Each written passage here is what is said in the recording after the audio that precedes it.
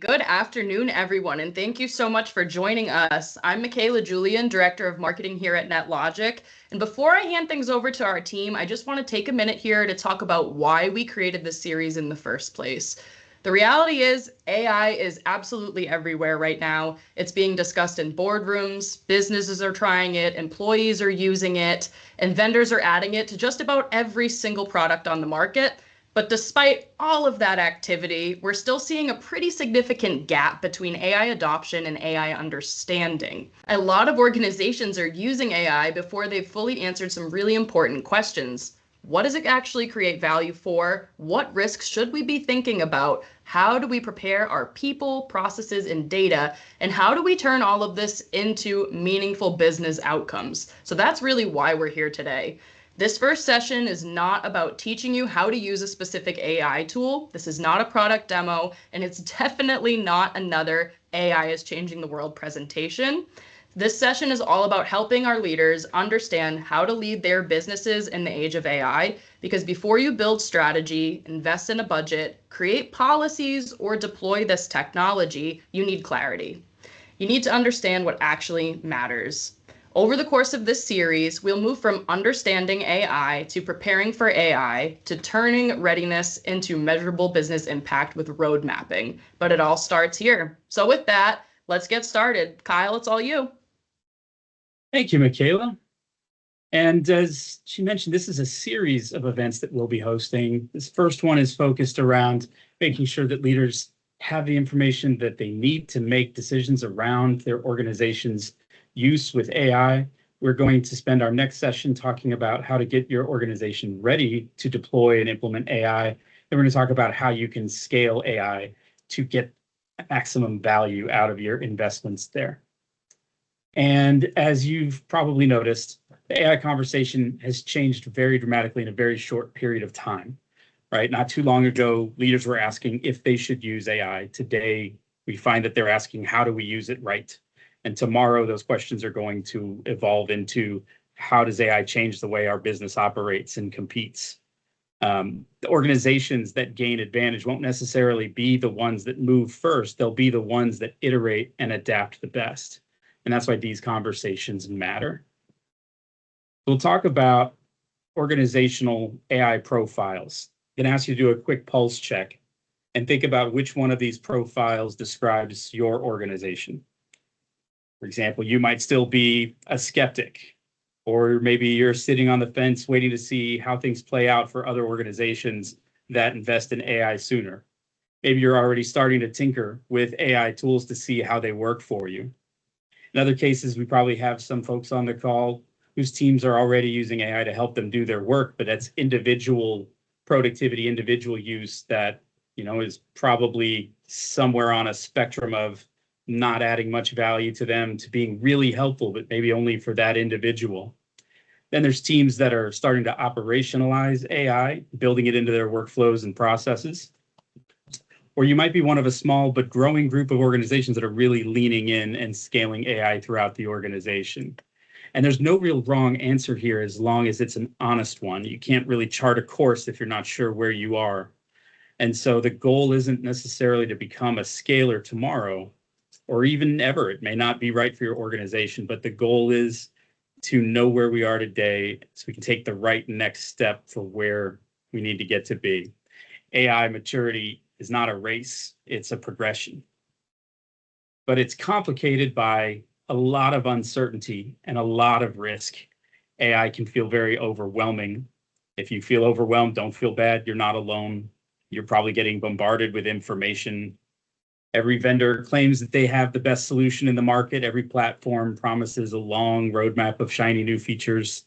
There's new articles every day that are confidently telling you about how AI leads to completely different futures. So it's not like there's a lack of information. There's plenty of noise out there. What's lacking is clarity. And so to help cut through that noise, here's the question that we tend to find helps out, which is we ask the right question. Most organizations, they start with the question of which AI should we get, which seems like a fair place to start, but it's a little like buying a car based on how much horsepower it has, or the number and variety of buttons on the console, or the big blowout sale at the dealership. And that stuff is not unimportant, but it's not where you want to start, right? First, you'd want to know, where are you trying to go? Who's driving? Who's riding along? What do you need to bring with you? On what roads and in what conditions will you be driving? Those are the questions that are going to help you find the right car. And then those other features and differentiators can help refine the decision further. AI is the greatest technological accelerator in the history of human civilization. So it helps to make sure that you're pointed in the right direction before you turn it on. Otherwise, acceleration without direction just gets you lost faster. So we shift the paradigm, because if choosing the right tool isn't the place to start, what is? And that's where we shift from a technological point of view to a value-centric point of view, right? Technology-centric organizations begin by looking outward and talking about tools, features, platforms, vendors. Value-centric organizations begin by looking inward and talking about where they are and where they're going. They start by understanding the outcome they're trying to achieve. Where are employees losing time? Where are customers experiencing friction? Where are decisions delayed or made incorrectly because people don't have the information they need? Where is expertise getting siloed where it should be democratized across your team? Those questions will reveal the opportunity. And once the opportunity is clear, the technology conversation gets a lot easier. We find that the clients that are seeing the greatest success with AI, they're not necessarily the ones that are using all the tools or the newest tools. They're the ones that have a clear understanding of the problems they're trying to solve, right? Because AI isn't the thing. AI is just a means to an end. Business outcomes are the thing. And business technology is really only valuable when it advances the business objective. There's no line on the P&L for having the best tools, right? So what matters is how you use the tools you've got to create value. That said, AI can do a lot of great things for you, but want to caution fellow travelers on the AI path about this dynamic that we see, which is when you get a shiny new hammer, every problem starts to look like a nail. And we tend to think that AI could be the answer for everything, right? Workflow problems, AI. Communication problems, put a little AI on it. Customer problems, give them some AI. We're out of coffee in the break room, more AI, right? But even though AI is the shiniest hammer most organizations have ever seen from a technology standpoint, not every problem is an AI problem, or at least it's not an AI problem yet. Some problems are process problems, or they're data problems, or they're communication problems. Some problems are leadership problems. If we misdiagnose the problem, AI isn't going to automatically fix it for you. It might even make it worse, or at least delay your team's effort towards resolving those underlying foundational issues. Because AI tends to amplify whatever is already there. Strong processes get more efficient. Weak processes get more chaotic. Good information gets more accessible. Bad information just spreads faster. So before we ask where AI fits, we got to understand what problem we're actually trying to solve.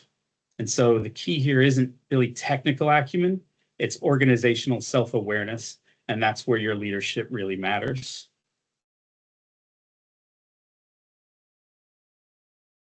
So we see the real opportunity isn't starting with AI, it's starting with business challenges. AI can help with almost anything, but it's rarely the right place to start. It can be extremely tempting to start building your technology up and out, but you've got to have a good foundation in place, or eventually whatever you've built is going to start to crumble. And so if your workflows are inconsistent, AI is just going to help people execute those inconsistent workflows faster. If your processes aren't clearly defined, AI can't ground its guidance in the work that you do with an awareness of how you do it. And so if we look and see what some of these challenges are, it'll help us understand where we should be prioritizing our efforts, right? If you're making AI-driven decisions based on bad or incomplete data, that story is not going to end well. If we understand that AI's intelligence is an advanced form of pattern recognition, then you get that the fidelity of the pattern it's shown is going to be directly proportional to the fidelity of the intelligence that can be derived from it. In other words, if it's broke, AI is not going to fix it for you. It can help you understand when things are broke. It can help you understand how to address those things, but it'll assume it's being fed the goods unless or until it sees or is told otherwise. And so sometimes, as frustrating as it may be, you really need to slow down to speed up. It tends to be worth it. So for the organization that you're leading, we want to think about making sure that we feel good about our processes. We feel good about how our knowledge is organized. We feel good about the hygiene of our data, and then unleash AI. And that's going to be the more successful path for you.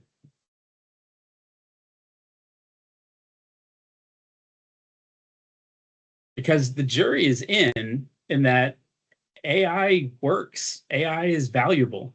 A few years ago, there were a lot of questions out there about, is this real? Is this useful? Is this practical? Is this going to be something that we should pay attention to? And that's really not much of a question anymore, right? You see organizations across all geographies, all industries, all verticals. They're already using AI to improve productivity, using it to accelerate decision making. It's enhancing customer experiences. It's unlocking new ways of working. So the jury's in. The evidence is there across every sector. And the question then shifts from, does AI create value, to where can it create the most value for us, for your organization? And that's an important distinction, because success doesn't come from deploying AI anywhere. It comes from identifying the right use cases. It comes from managing risk appropriately, from measuring your outcomes and scaling the things that work throughout your organization. The teams that are seeing results are not necessarily the ones that are doing the most with AI, but the ones that are being most intentional about where and how it's used. They're being strategic about how they iterate, adapt, and they take learnings and they apply them to other areas of their business. So now execution becomes the differentiator.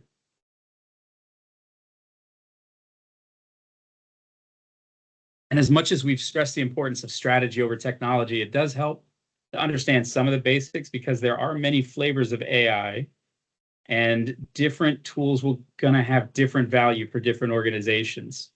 And so it helps to think of a spectrum that starts with users working autonomously on one end to AI agents working autonomously on the other. And so when we're using tools like chat, you remain fully in control. You ask a question, you give a prompt, you direct the work. AI simply helps you think through, process, and complete your work faster. And then there's AI assistance, where it becomes more of a partnership. In those scenarios, AI can help you draft, summarize, analyze, recommend, collaborate with you throughout your process. You're still making the decisions, but AI is no longer just helping you navigate. It's got its hands on the wheel. And to the extent that you want it to, it can help you drive. And then on the far end, we find ourselves looking at AI agents, where instead of helping you do the work, they're doing the work. Agents can perform delegated tasks. They can initiate or be initiated by automation, and processes can operate with increasing levels of autonomy. You may even eventually have agents autonomously orchestrating other agents on your behalf. And this is really powerful technology, but it's also where governance and oversight and accountability become even more critical. It's not really about whether or not you're going to use AI tools. You're going to end up using AI tools. You probably already are, whether you're aware of it or not. And most organizations are eventually going to end up using all three. Questions about which ones make the most sense in which context and what controls need to exist around them.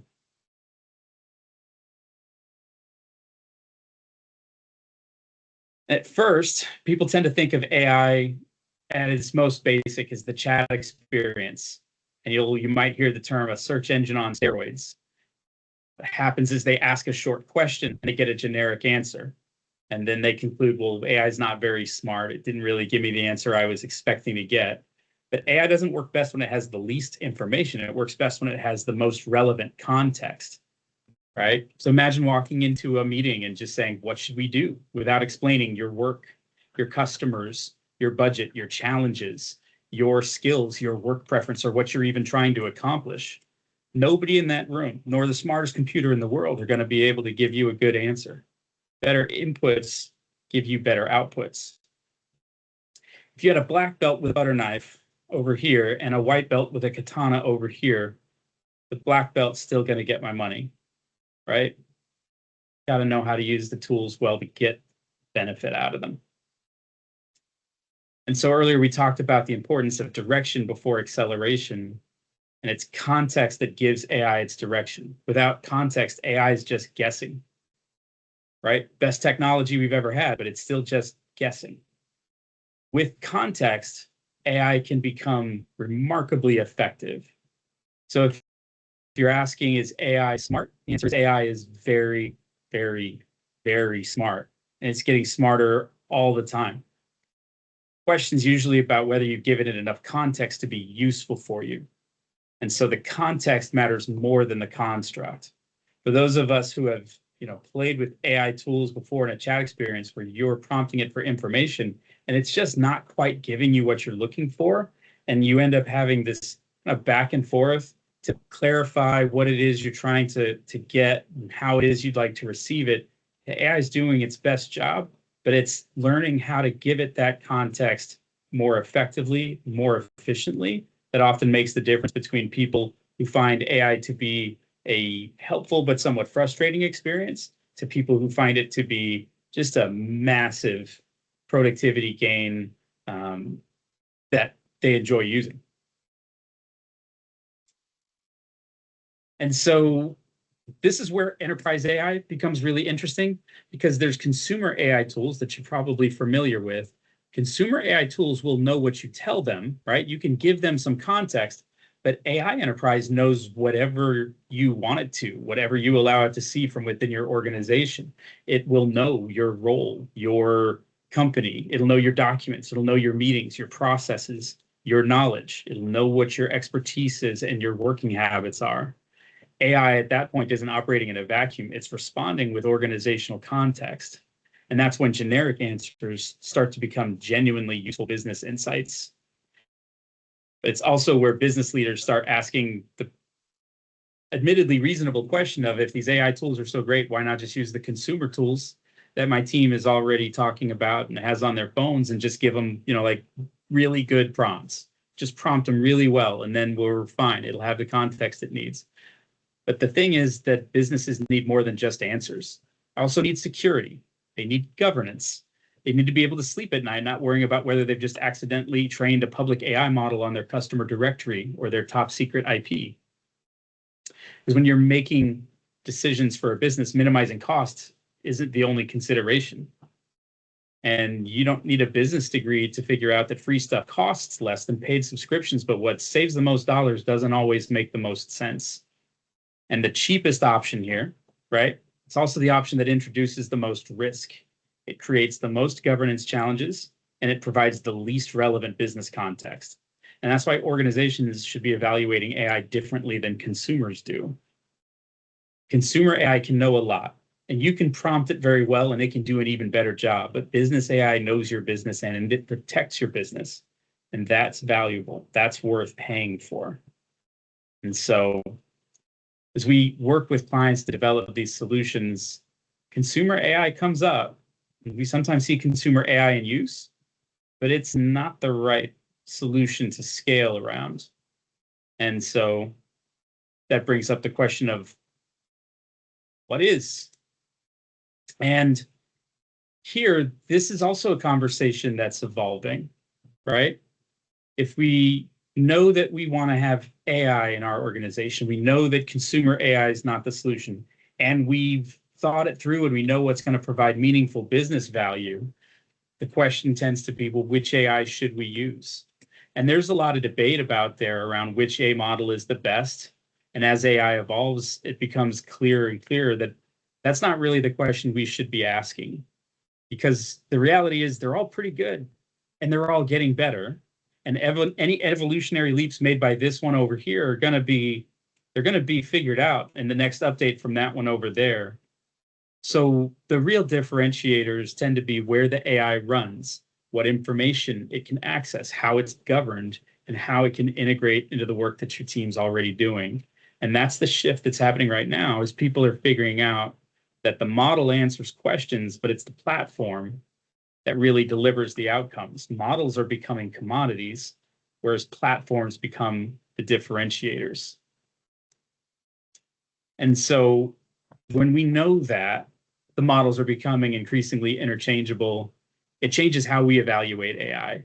And it becomes less about which model is the smartest and more about how AI fits into our broader tech stack, right? For lots of organizations, the biggest challenge isn't getting AI, it's how you operationalize it, because every new platform introduces new vendor relationships that require new contracts that will require you to pay new invoices. You'll have new security reviews, new governance requirements. You have to deliver new training to your team. There's a lot of overhead before you've actually created any business value. And so one of the advantages of enterprise platforms like Microsoft 365 Copilot is that you're often extending an environment that you already trust. The identity system already exists. The security controls are already there. The permission structure is built in. The compliance boundaries are already set. The workflows are already happening in your organization. So Claude or ChatGPT, Mistral, or whatever else you're using today, and whatever else comes next, they're all great models. It's just not really about the model. It's about putting the model to work securely and effectively inside the business and teaching your team how to do awesome things with it. So different people have their preferences, and I'm not here to disagree with any of them. I'm just less concerned about which AI model is being used, and I'm more concerned about having secure and compliant access to an array of models that could help my team deliver value. And that's where platforms become really helpful. And what this means for humans is another interesting question, because AI can process information faster than we ever could, and it can find patterns that we'll never see. It can generate more ideas and polish them faster than we ever thought would be possible. And it can evaluate more options in seconds than our best minds could work through in years. But it can't decide what success looks like. It won't fully understand the unique nuances of your customers or your employees or your market or your culture. And perhaps more importantly, it can't be held accountable, right? At the end of the day, the responsibility for decisions is still going to rest on people. And that's why the organizations that succeed are not the ones that are looking to replace human judgment with AI. They're the ones that are looking to AI to inform that judgment, to accelerate it, to amplify it. So it's really not about humans versus AI. It's about humans with AI. I think that's an important mindset to keep as we are working through what solution makes the most sense for your organization.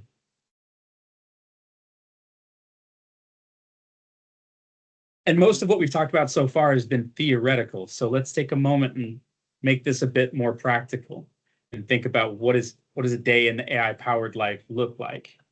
Not in 5 years or some distant future, but like if you started your AI journey now, what it might look like for you and your team within a matter of weeks or months, depending on how involved your solution ends up being. And so think about it where if you could imagine starting your morning already fully informed, and instead of sorting through a bunch of emails and voicemails and chats, any perfunctory tasks have already been done for you by AI per your instructions. They are queued for you to review and approve. Any priorities or action items are already identified and organized for you, and all this time you spent doing triage is largely a thing of the past. You get to reclaim that time. And throughout the day, AI is in your meetings with you. It's actively taking notes, it's extracting action items, it's teeing up any follow-up activities. So you're able to be present and focused and decisive. And if you couldn't make the meeting, or if you're getting pulled in different directions, that's okay too. AI is still there. And whether you want to query it later or listen to a customized podcast recap of it later, or even watch an AI curated video summary of what happened, all of those capabilities are just a click away for you. All the information you and your team want to have can be found instantly, can be synthesized and made actionable. All the time your team spends today searching for data becomes time they can spend acting on it instead. Reports, presentations, emails, updates, these things can be templated, processed, and take minutes instead of hours to produce. And at the end of the day, you've spent less time on administrative work and more time on work that hopefully actually creates value for you. And the time you win back, right? The 5 minutes here that you would have spent reviewing a customer's history before responding to their email, or the half hour that you would have spent pulling together and sending out meeting notes and action items.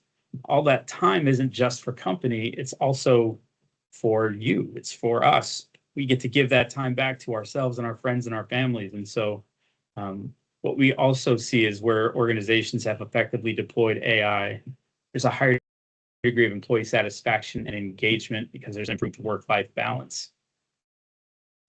And that's not nothing. That has value, and there may not be a discrete line on the P&L for it, but don't underestimate the impact that employee satisfaction has on the top line, the bottom line, and just about every line in between. This is done right. We get to work smarter instead of harder. We get to spend more time on the work that matters. And that happens on an individual basis, but it also happens on an organizational basis, where we tend to think of AI in the context of what people do today instead of the context of what could be possible tomorrow, right? Some of us are so excited about efficiencies that we forget to capitalize on them.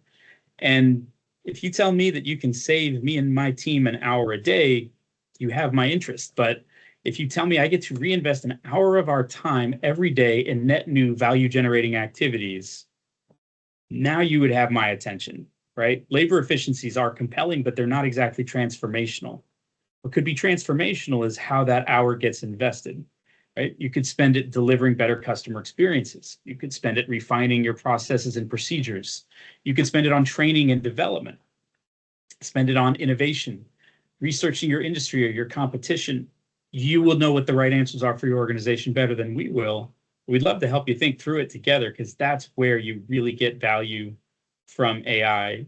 It's less about how does it save us time on the things we're doing today.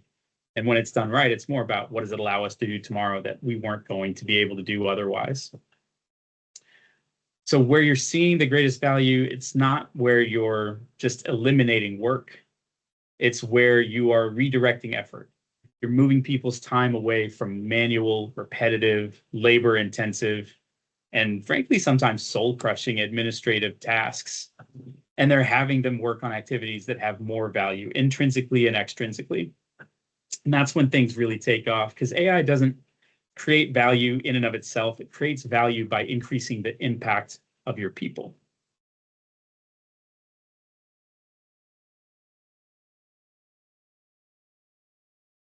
And so as we wrap up, take a look back at where we've been. And we start by just recognizing the questions changed from should we use AI to how do we do AI right? And we talked about starting with business value instead of technology, looking inward instead of outward, understanding what your challenges are so that we understand where AI can be applied for the greatest benefit.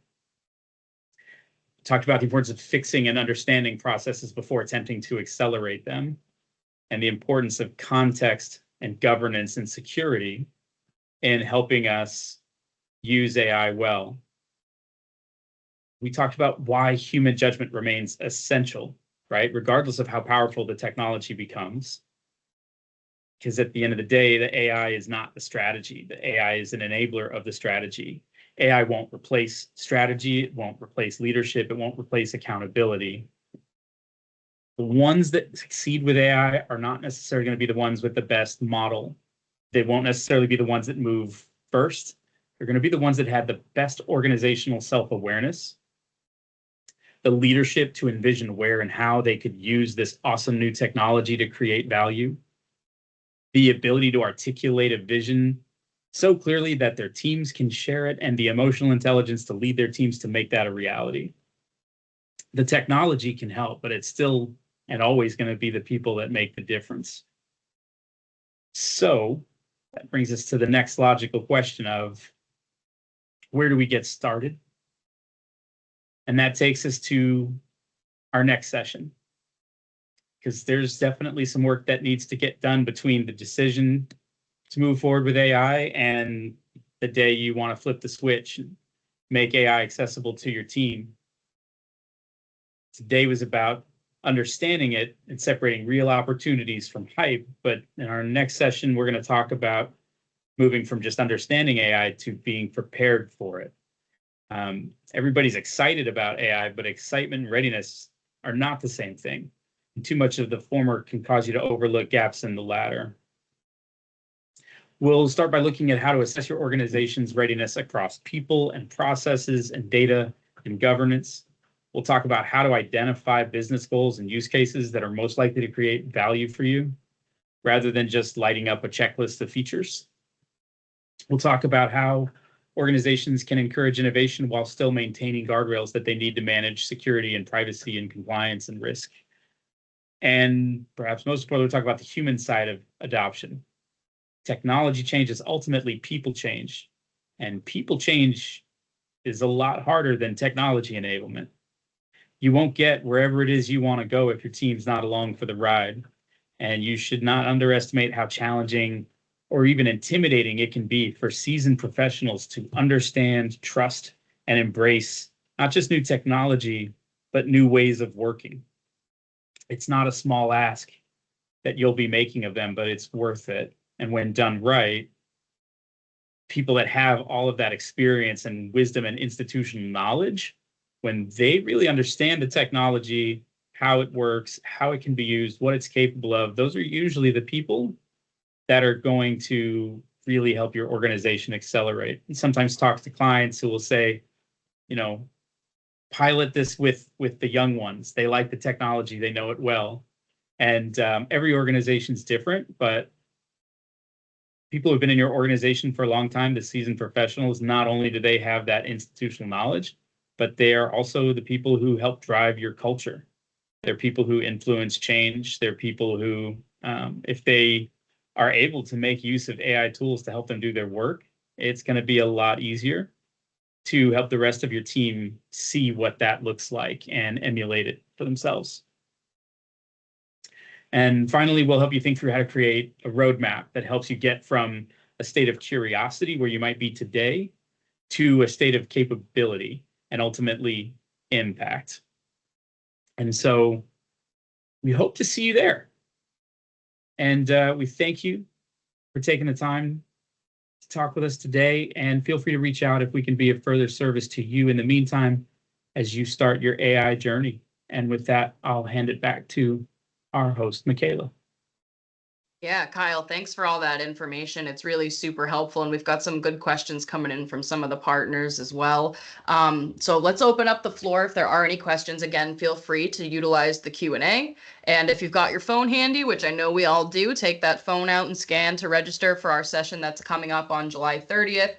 We're really going to talk about some more technical aspects of configuration and what you should be concerned about as both a business owner as well as an MSP leader that may be serving other businesses. So things like shadow AI, data exposure risks, governance, policies and acceptable use, chat-based, embedded, and agent-driven AI, and really differentiating between all of the different components that otherwise some people open up their search bar. They don't even know whether they're using Gemini or if Copilot is built in. And we're going to really differentiate between business AI, meaning one that is invested and incorporated into your files and your workflow, versus just your, let's call it quote unquote, consumer AI, where you just go on ChatGPT and say, hey, chat, create this for me. So we're going to do a lot of differentiating in 2 weeks. We have a 2-week gap between now and the next time. So I'll be emailing over a few questions just to think and consider taking away from today's session to prepare for our next one. And then session 3 will occur again 2 weeks after on August 13th, where we'll do some road mapping and discuss leadership alignment, change management,